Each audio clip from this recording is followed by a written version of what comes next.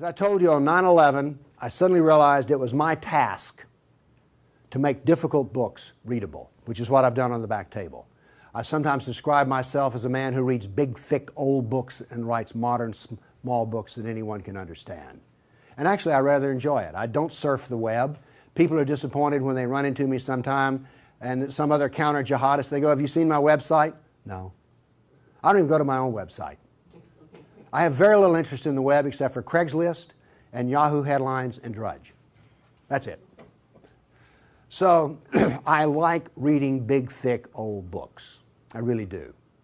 But I thought when I got my books written, in which the Quran was easy to understand, here's Muhammad, easy to understand, all these books on Sharia and everything were easy to understand, I thought, we win. No, we don't even have game.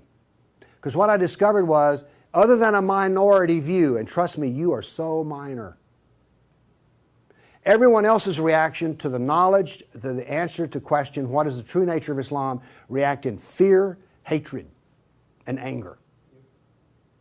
When I try to explain to people something about Islam, they're terrified. So I thought people would run when I got my books published, and indeed they did run away from me. So I thought there was just one great question. What is the true nature of Islam? But I found there was a second question more important. Why are we afraid to know Islam? Now, remember I told you about stories? Here's the thing. My books are factual. They work here. But in dealing with human beings, if you're going to make a sale, any salesman will tell you this, the facts are secondary to the feelings. And where you get feelings is from stories, amongst other places.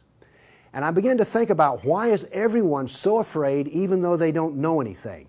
Well, it turns out they do know little figments of stories about Islam that involve violence.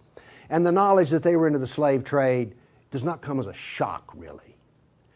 So, remember I told you that the house of Sufism was like a palace with a smell coming up from the basement? Everyone smelled that smell. They just don't want to talk about it. But it's somewhere deep in the back, almost primordial mind. So, the problem is we don't know the history of Islam. We don't know the answer to this question. This is the world of Islam. How did it happen? You can ask very intelligent people, and they will not be able to give you the answer to this question. How did North Africa go from being European and Christian to becoming Arab and Muslim? How did that happen? And is that an important question? How did the Middle East go from being Christian to Muslim? And is that an important question? I think it's an overwhelmingly important question. All right. Now, to understand how that Islamic world came about, we're going to have to go about and see how Islam entered our world. Now, to do that, Islam entered the world of the Byzantine Empire. We know that in the Sirah, Muhammad's life, his last days were spent killing Christians and subjugating them. After he died, that process continued. So, let's describe the world that Islam invaded. Now, we're told that the Roman Empire collapsed when the German barbarians invaded Rome. Y'all heard that story? Well, that's false. That is not true. It is wrong. What happened was, after the German barbarian tribes invaded Rome, they set up their own version of the Roman Empire. They retained classical culture. They spoke Roman. They hired Roman philosophers and Roman attorneys to teach their children and to run their schools.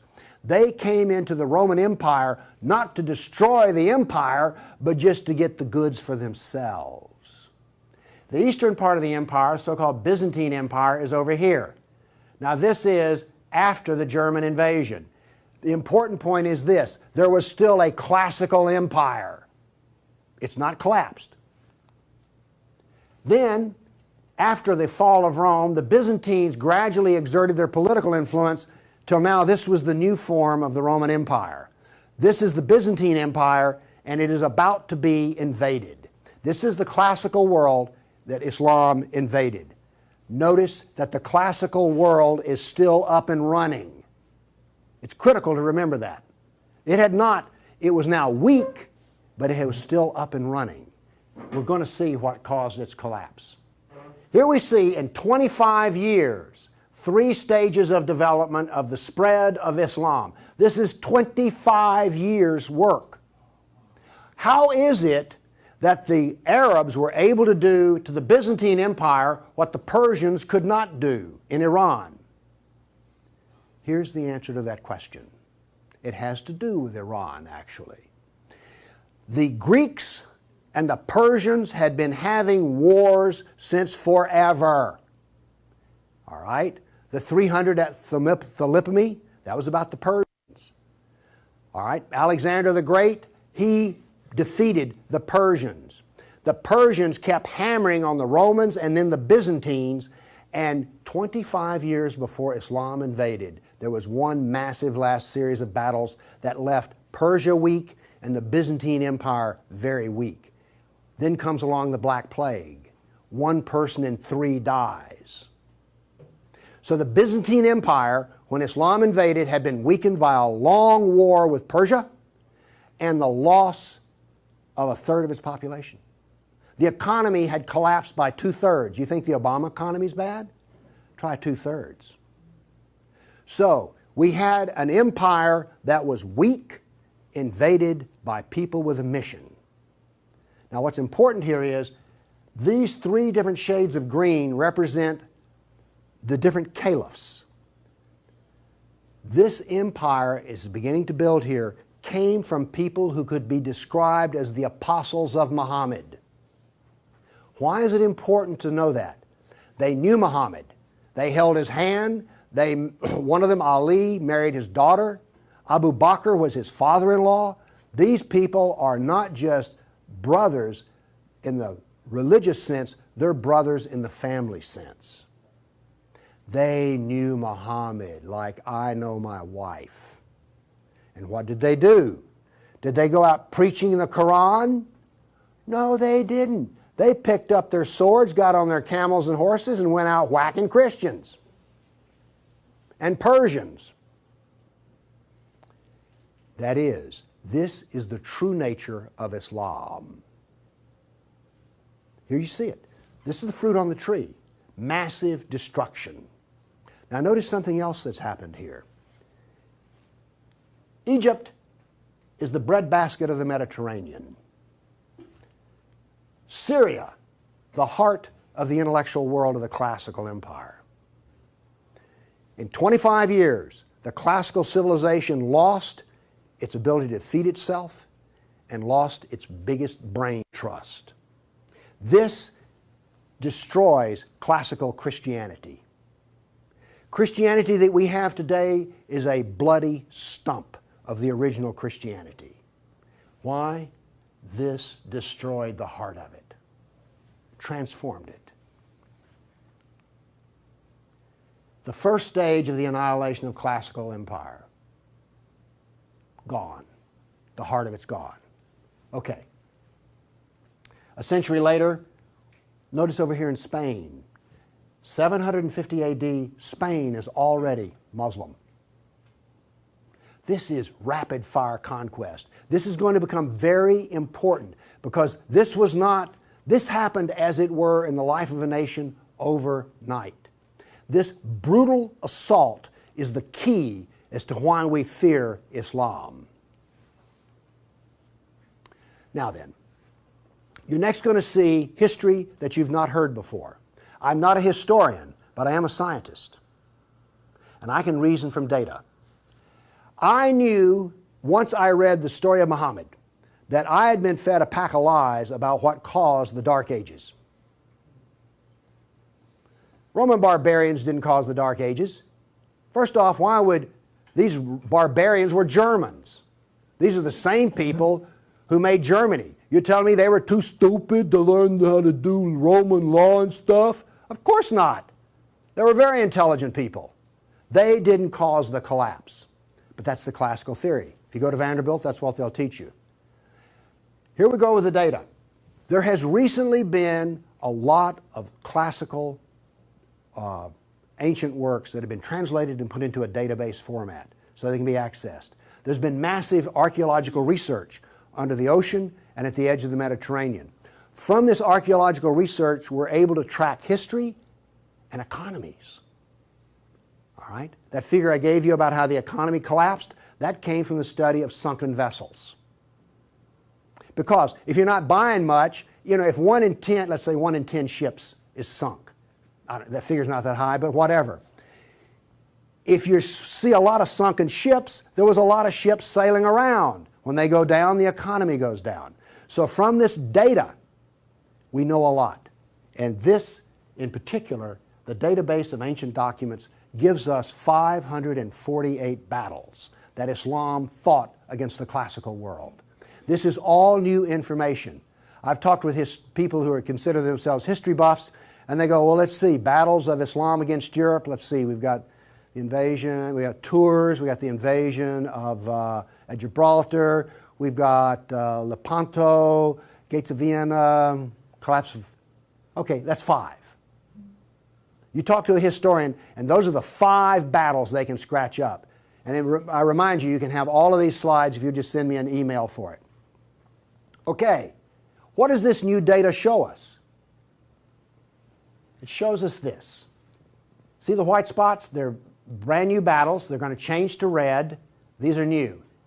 Every time, I want to show you this all over again. Every tick is 20 years. The new battles for that 20-year period come up in white, then they fade to red to show you the history. So white's what's happening right now, red has happened. Let's see how these 548 battles act out over. We're going to watch, in 70 seconds, we're going to watch 1,200 years of conquest. Look how fast this is happening. Bam! Here comes... You didn't know France was hammered that hard, did you? You heard of Tours. Watch what's happening in Spain and the islands. Now, many of these raids or battles, if they're at the coastline, are slave raids. The slaving that took place in here was extensive and went on and on.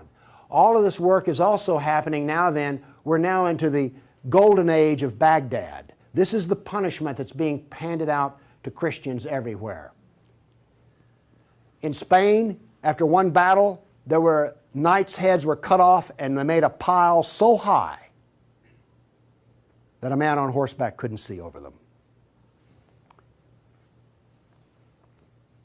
All of the European civilization in North Africa is now gone. I have a question. Have you read the 13th tribe? No. Okay. Now, pretty soon, and by the way, there will be a period of time, and you can see the clock running up here, there will be a brief blip of 5 battles that occur in North Africa, the Barbary Pirate Wars. We're on there. Okay? Now then, Byzantium has fallen. Now then, Eastern Europe is being hammered. Notice that it is relentless. It doesn't stop. This is the history that you're never told about. This is the history that explains how all of this came about. Now then, they're getting slower because Islam is becoming weaker.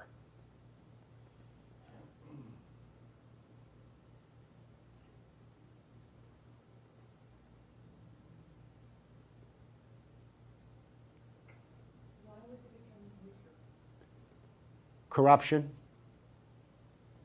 All empires collapse from the inside ultimately. Okay.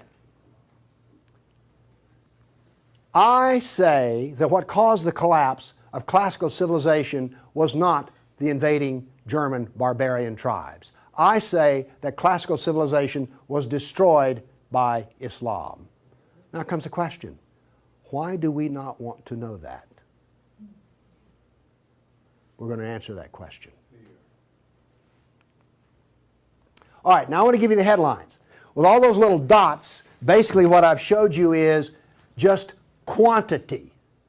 Okay? Relentless, but quantity. Now I'm going to give, we gave you 1,200 years of battles in like 70 seconds. Now we're going to go through in about 4 minutes. I'm going to give you the headlines from each century so you will know the emotional tone of what is happening. All right, 7th century. Muhammad sent Khalid out, the sword of Allah, to the Jazima tribe to offer Islam. They refused. He annihilated every one of them. At the Battle of Oasis in Iraq, for 2 days he spent out rounding up the losers, put them in a dry stream bed, and cut off heads until the stream ran with blood. He then took the captain of the Zoroastrian Persian tribe. His wife was there. He cut off the man's head, let the blood drain into the soil, and raped his wife in the bloody soil. That was one of the companions of Muhammad. This is the nature of jihad. Where did Khalid learn how to do that? From Muhammad. From Muhammad at the Battle of Khaybar. Umar conquered Jerusalem, and every Jew and every Christian became a dhimmi, which is a third-class semi-slave. You're now going to see, for the next few centuries, you're going to see Golden Age. We're told this myth of the Golden Age, how wonderful Islam is. So here's what's happening during the Golden Age. They started attacking Sind, which is the Hindus. 26,000 Hindus died. Armenian nobles were herded into a church after a debate, and the building burned down on top of them. At Ephesus, 7,000 Greeks are enslaved. We're still having the Golden Age. All new churches were ordered destroyed. At Amorium, there was massive enslavement of all the Christians. The Egyptian Christians revolt over the jizya, which is the dhimmi tax under the Sharia. Churches are burned, vineyards destroyed. 10th century was still in the Golden Age. In Thessalonica, 22,000 Christians enslaved. Christians massacred in Seville. In Egypt and Syria, 30,000 churches destroyed. You have your religion, I have mine. Still in the Golden Age, 6,000 Jews in Morocco killed, hundreds of Jews in Cordoba killed, 4,000 Jews in Granada killed, Georgia and Armenia invaded. In Hindustan, 15,000 killed, 500,000 enslaved. Golden Age, still upon us. In Yemen, the Jews are given the choice of convert or die. The Christians of Granada are deported to Morocco. And in India, cities are destroyed under the order convert or die. In one town, 20,000 Hindus became slaves. Still the Golden Age. 50,000 Hindu slaves decided to get freedom by converting to Islam. A new 20-year campaign created 400,000 new Muslims out of Hindus. Buddhist monks butchered, nuns raped. In Damascus and Safed, mass murder of Christians. Jews in Marrakesh massacred. Tabriz, forced conversion of Jews. Still, we're in the Golden Age. There are riots in Cairo. Churches are burned. Jews of Tabriz are forced to convert. Tamerlane, one of the most evil men who ever lived, massacred 90,000 Hindus in one day. 30,000 in another battle, massacred in cold blood. Another Muslim leader takes 180,000 Hindu slaves. Oops, we're out of the Golden Age. See if you notice any change in tenor. Tamerlane destroys 700 villages in India. Now then comes He then turned to Iraq and annihilated the Nestorian and Jacobite Christians. The Nestorian Christians, half of the Silk Route in China was Nestorian Christian. The Nestorian Christians had emissaries and missionaries in the court of China. Afghanistan was partly Christian. All right? Gone. This is part of the destruction of the church that no one knows about. 700 years of attack, they finally destroy Constantinople. 16th century, the son of Tamerlane destroys temples, forced conversions. Two of his generals built 2 towers of human heads. Once again, you couldn't see over them. And then noble women, Hindu women, started the practice of sati, which was mass suicide in order not to be sex slaves inside of the Sultan's harem. 17th century, Jews of Yemen and Persia forced to convert, forced conversions of Greeks. The Zoroastrians are persecuted in Persia, and over 500,000 killed Hindus. 18th century, more Zoroastrian persecution, Jews of Jeddah expelled, Jews of Morocco massacred, Hindu persecution continues. 19th century, more forced conversion of Jews, Jews of Baghdad massacred. Oops, 250,000 Armenian Christians slaughtered in Turkey. Now then, in Persia, the Zoroastrians are completely annihilated. 20th century, over 1 million Armenian Christians killed. 1 million. So you now not only know the number of battles, you now see the tenor of what's going on. You now know quality and quantity. Do you get the drift on how bad this was?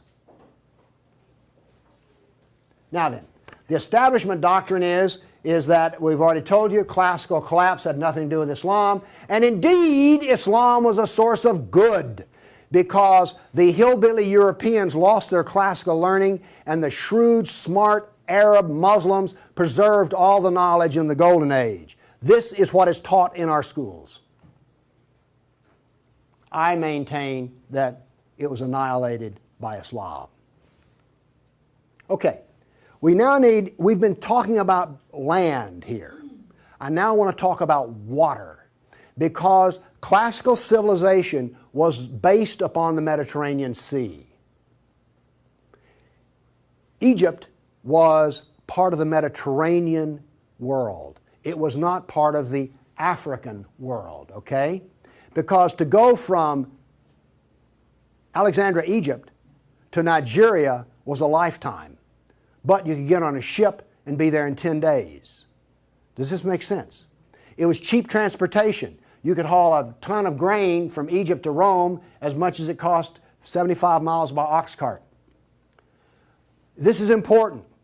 I'm going to be driving back on the interstate after I finish talking here. I do not expect to be attacked or shot at on the way. I presume that the interstate is safe travel. It used to be that way under the Roman peace. That ended. The importance of naval work, as many as 500 boats could be in the harbor of Constantinople. The collapse of the freedom of sea. Let me show you something. Now we know this from history, the data. Rome used to communicate with France by boat. After Islam, they went overland through the Alps. Why did they do that? There was no longer freedom of the sea. Here's interesting. The Black Plague was a known problem in the Mediterranean. It used to take 4 months to get from here to Constantinople because there was sea trade back and forth.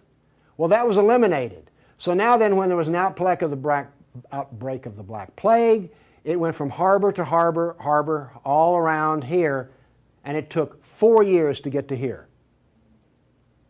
Do you see the point I'm making?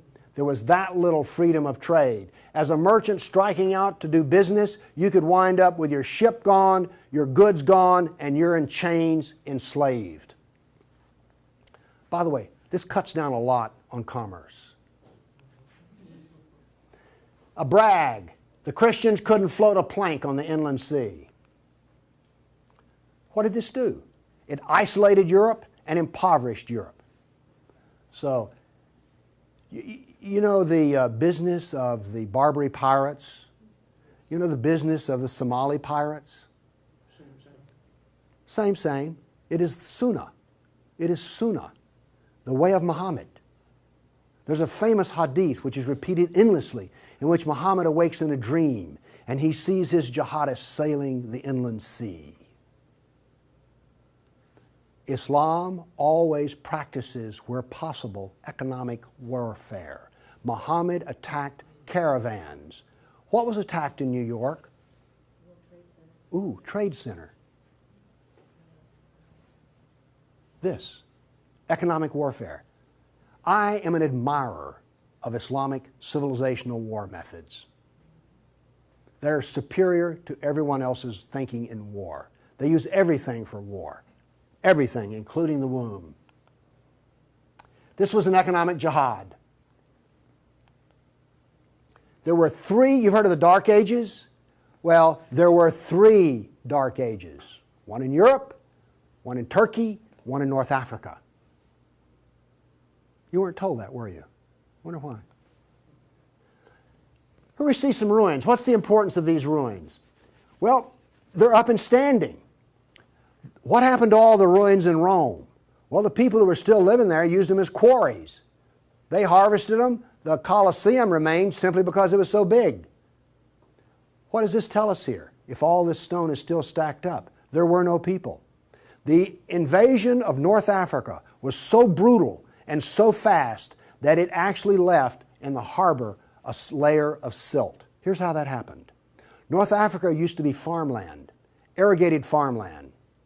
The Romans, clever men that they were, put along the roads in North Africa olive trees for shade and for keeping the road fixed for free. Because what would happen is you would bid on buying a lease on a stretch of Roman road in North Africa. You maintain the olive trees and the road, and you got to keep the olives. So the Romans got money from selling the lease, and then they got the road fixed for free, and somebody has a business making money. Is this clever or what? That all ended because the invading Arabs were not farmers, they were herdsmen. The people there were Christian, and so therefore, when the average Arab family would own 50 goats. They put their goats out into the fields of Christians, and the Christians as dhimmis had no right to protest. Between death and the erosion of the crops, this produced a layer of silt in the harbors. So that's how brutal, hard, and fast came about this collapse of economy in North Africa. What was left for a European economy? Furs, lumber, swords, and slaves. We're now really getting to one of the points where we don't want to know this history. Anybody here all real proud about how some of your ancestors were taken off a coast in Italy and then put into a harem in North Africa? And now you have children from that who are distant relations? You see, you may have distant relations in the Arab world you don't know about because 1 million Christians were sold into slavery. And by the way, the Venetians helped to do that. And another embarrassing piece of news is this. The Jews were very big in the trans-Mediterranean slave trade. Nobody comes out of this looking good. No one looks good. Are you also beginning to see, like, I don't think I want to know any more about this history at all? Okay? Are you catching on here? All right. Now, the other thing we're told that's so bad about Christianity and so pitiful about those poor Muslims are the Crusades. Who's ever heard this? Well, the Crusades, oh, that's so embarrassing. Gosh, you know, we got out of Europe, we went over there and invaded the Arab lands, and then we killed them and hurt them, and like, oh, I've heard preachers wallow in pity about how drastically bad the Crusades were. All right, first off, Islam, remember, destroyed 30,000 churches. The Jews and Christians were dhimmis. There was infinite number of brutality against Christians. Christians were fleeing the Middle East, and the Byzantine emperor appealed to the Pope, help us, please. Now this was a big thing to do because the Byzantine emperor and the Pope did not get along at all. But these were desperate people. And what did the Pope look out and see? This is the world that he saw in 1100, the time of the First Crusade. Well, let's see, this much of Spain is Muslim, and we're getting our behind kicked on a regular basis.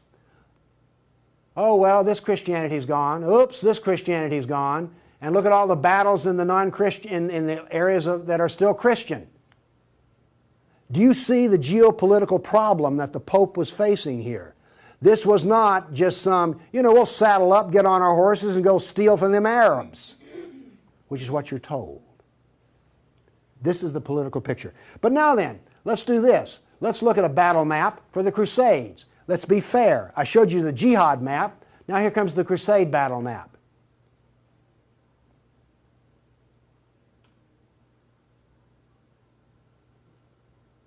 We're almost done. That's it. Now we're told that the Crusades are the moral equivalent of jihad. And therefore we need to be ashamed and whine and cry. All right. The Crusades were defensive, lasted 300 years, and the last one was over 800 years ago. All the jihad was offensive, lasted 1,400 years, and it's happening right now.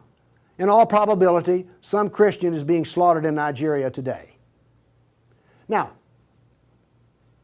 Is this moral equivalence?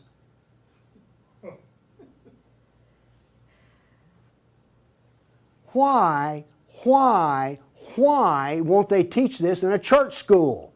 So the ministers will stop, oh, the Crusades were just so terrible. No, the Crusades were one of the few times the church put steel in its spine. And then we apologize for it. Now then, let's go to the great benefits of Islam. We're told about two different golden ages. We're told about Andalus, the wonderful empire in Spain, in which there was multicultural peace. And Jew and Christian and Muslim all lived together in a golden age in Europe. You ever heard that?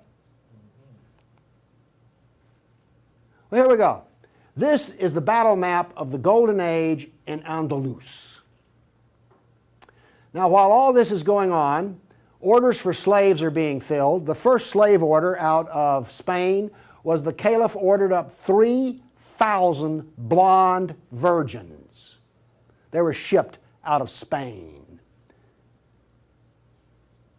Battles are going on in which Christian knights die. But notice something here. The Christians won't quit fighting.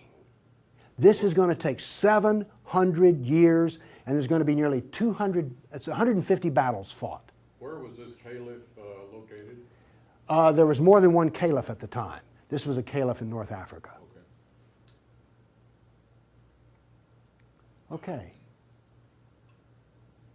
Now then, looking at this, do you understand why when Isabel and Ferdinand were finally in full power, they told every Muslim in Spain to get out of here? They drove everyone out. Okay. My question for you is this. Was Andalus a multicultural golden age or a reign of terror? I claim it was a reign of terror, and it was not a golden age at all. And yes, there were a few people who had it good. The elites had it good. There were some rich Jews and rich Christians that had it good. Also, otherwise, there was constant war, slavery, and Christians had to wear robes so you could tell a Christian from a block away. And a Christian couldn't carry a sword, and they paid special taxes. And then we come to the question, why are we told this story? Now we have the Baghdad Golden Age. Here we go. This is all the battles that are fought during the period of the Golden Age in Baghdad. Now, not only are they as busy as they can be killing Christians, but they're also busy establishing the Sharia doctrine. They're also busy establishing the Hadith doctrine. And they're also busy in doing things like slave trading. You know all those exotic pictures you've seen of the harem? They're sort of pre-Playboy sexy, beautiful women in gauzy outfits. All of those women were Christians. Less romantic sounding, isn't it? The other thing that's happening in Baghdad is this. A new philosophy is being generated in which there is no cause and no effect. This turns out to paralyze the mind. Okay, those were all the battles that were fought during the mythical Golden Age. Okay, during the Golden Age, Christians and Jews were dhimmis, Christians were sex slaves. Here's one that gets me. During this Baghdad Golden Age, they evolved a philosophy in which there were no laws of nature and there was no cause and effect. I'm a scientist. We work off of two laws, the law of contradiction, does the data contradict the data, and the law of cause and effect. I've just explained to you why, out of their Golden Age, why you don't find Muslims getting Nobel Prizes in science. You cannot be a scientist and not believe in cause and effect. You just can't. Won't work. Now then, the Christians did all of the vaunted translation of the Golden Age text, and get this. We're told that this was such a great peak of learning, they destroyed 90% of the books. And we're told that the remaining 10% they preserved is like, oh, this was the Golden Age. Oh, we live in eternal gratitude to the Muslims. If they had come along, we'd have had 100% of them. Presented with a library in India, the largest library in the world was a Buddhist library in Nalanda. They came to him and reported the existence after they had conquered, and they said, "What shall we do with the library?" The order from the general was this: if it contains any information that is in the Quran, we already have it, burn it. And if it contains any information that is not in the Quran, it is false, burn it. The same was done with most all of the libraries. And why are we told this was some wonderful golden age that preserved knowledge for us? Ottoman Empire, 1683. The reason I have this up here, Islam in Europe. That's the world today. I've now explained to you how this world came about. It came about through relentless, brutal persecution of everyone who was not a Muslim. Now then, let's change to modern times. All of that work stops in 1922. This works off a database of 19,000 jihad attacks since 9/11. There are things like this. I know the date, the country, the city, how many are killed, how many injured, and a description. Now, when you present a guy like me with 19,000 pieces of data, I start asking questions. How do we make this make sense? So let's make it make sense. By the way, you did hear all about these 19,000 attacks in the Tennessean and the local newspaper, didn't you? You did hear about this. It was on the nightly news. We heard about Fort Hood. Oh, the workplace incident. Oh, yeah, I got that. All right. Anyway, moving along here. This, by the way, is where all these took place. I just think that's interesting. And you'll notice something. This is the Islamic world, and it all centers around it. But notice how much is happening in Europe. Okay. I take the data and I parse it and I divide it. I use Islamic doctrine to analyze this data. What does Islam insist on? Well, in my first lecture, I told you they're fixated on the kafir, right? So I use the kafir to analyze this data from an Islamic standpoint. See, I'm the ultimate multiculturalist. No, really. I'm the only person you've ever met who analyzes Islam on the basis of Islam. Here we go. Here we have, in the last 10 years, the total number of attacks. In the green, we have Muslim on Muslim violence. You mean a Muslim will kill a Muslim? Really? They're doing it in Syria as we speak, right? Remember Iran, Iraq? Okay. Then we have the only one I care about. I mean, my motto here is sell weapons and intelligence to the loser. I'm very serious. You think I'm joking. I know. Okay, here's our story right here. Stays pretty level. That's interesting. By the way, there's hardly a day in which there's not a jihad attack. Modern jihad is relentless, just like classical. Oh, by the way, one of the things this curve proves right here, Islam is bad for Kafirs. Islam is bad for Muslims.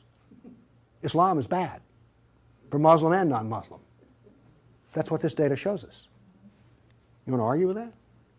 Okay, modern jihad is relentless. But what did we see in the other battle map? It was relentless.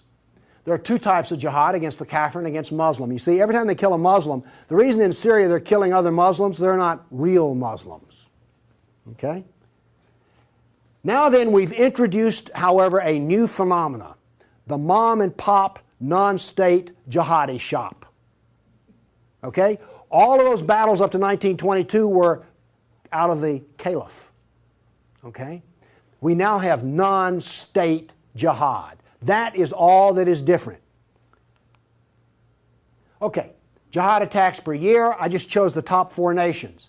But this doesn't really give us what we want because Israel's teeny weeny and India's great big, so let's do this on per capita. Now then, Israel, I bet you were surprised about Thailand. You didn't know that Thailand was getting whacked on a regular basis, did you? And look, here's a Christian nation, the Philippines, ranks number 3. And then India was Hindu. Oops, wait a minute. Do you know what I just told you? Jihad is against the Jew, the Buddhist, the Christian, and the Hindu. This is the data. Now you go to these dialogues, these multicultural smoozes they have, where the preacher and the rabbi and the imam show up. The preacher and the rabbi show up to tie, the Muslim shows up to win. And then what does the Muslim tell them? Oh, the Christians and the Jews, they're people of the book. Oh, we're brothers in the religion of Abraham with the Christian and the Jew. You know, we're practically the same. We're brothers in Abraham. How's that stuff work out? Well, here's one of your people of the book. Here's another people of the book. Turns out they'll kill a Jew, a Buddhist, a Christian, or a Hindu just as fast as they will another. So much for being brothers in the religion of Abraham. The data does not support the theory. Therefore, the theory is wrong. There is no brotherhood of Abraham except in the minds of people who occupy pulpits. The jihad is against the Jew, the Buddhist, the Christian, the Hindu, and the secularists, by the way. The secularists are the worst of all. Well, maybe worse than the Hindu. It gets hard to know, you know, I mean, really. It's against all kafirs. That's who the jihad is against. The religion of peace. Here we go. 548 battles, 19,000 jihad attacks. In 12 decades, in 1,400 years that are jihad-free. Therefore, Islam is 91% violence and 9% peace. So George Bush was 9% right when he declared religion of peace. Constant violence is why? There's a doctrine. The doctrine of jihad is found in the Sirah, the Quran, and the Hadith. We've already been over this. They don't like kafirs. We have a whole doctrine of jihad within the text. Islam was only successful through jihad. Therefore, we have a doctrine which produces jihad, and it produces this effect of the collapse of civilizations. Here you go. Tears of jihad. 270 million dead over 1,400 years. Read them and weep. Read them and weep. The doctrine drives history. History shows the true nature of political Islam. Political Islam is the enemy of all Kafir nations. There's an intellectual history. In 1,400 years, I've read a lot of old documents. They never talk about the Muslim. They talk about the Arab, the Turk, the Moor, Al-Qaeda, Asian, and it's always been by specialists. And today, all the established specialists are apologists for Islam. Why was the Quran code not cracked in recently? How come we don't teach Muhammad? And why is the Golden Age propaganda taught? Why do we remain ignorant and keep suffering? I maintain there's a reason for this. I maintain that this constant brutality over the centuries has produced in the Western mind the equivalent of the abused dog, the beaten wife, and the raped child. We do not think correctly. Everybody's seen the beaten dog that when you approach it, that is the Western mind. We deny the attacks. How much jihad is ever reported? The churches will not even admit that a Christian suffers anywhere. Fear. Muhammad used fear. Any public critic of Islam has a certain fear element there. Guilt. Oh, we haven't treated Islam right. If we treated him better, everything would be good. We don't teach the history. We humiliated. Who here is going to go home and brag about how your ancestors were slaves, how your history was annihilated, and that all we teach is the lie of the Golden Age? Have you not noticed since 9/11 how bitter and angry politics has gotten? The reason is we're not allowed to get angry at the enemy, so we get cranky with each other. We're powerless. Anybody want to debate about this? The abuser. Muslims will not admit they sold a single slave or ever killed a person. They're arrogant and self-confident. Islam is perfect. Word Islam means submit. They expect submission out of us, and they get it. Islam is the victim. After 9/11, I heard this. The real victims of 9/11 were the Muslims. You've heard that anywhere? After 1,400 years of jihad, brutality, enslavement, theft, deception, rape, annihilation, and insults, the Kafir mind has become identical to that of an abused victim. Our only solution is to face our history and welcome it and embrace it. This is exactly the way we will heal our nation, is the way we heal a person who's been brutalized. You have to go back to the original event. And this is why we are afraid. Thank you.